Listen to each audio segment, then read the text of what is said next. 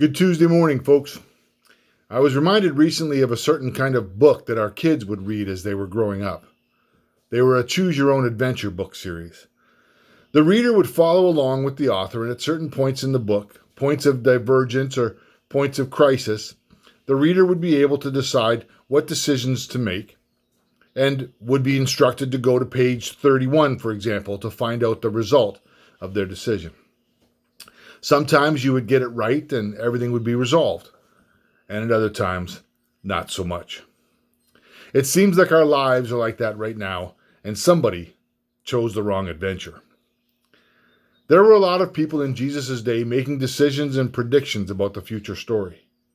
They had some key details, but their view was limited.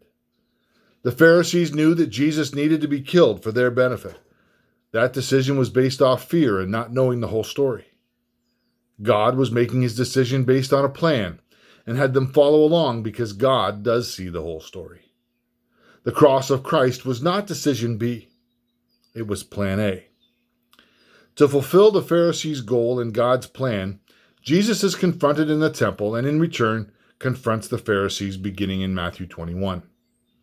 Jesus eventually tells them what is to come by way of stories and parables. The point, however, was not to tell the plan, but to tell us to watch and enjoy the story as we live with him and for him.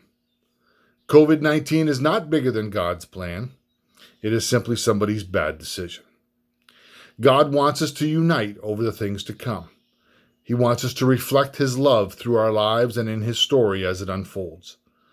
Even in the midst of isolation, we can choose to live our lives with peace and joy and confidence in God's adventure.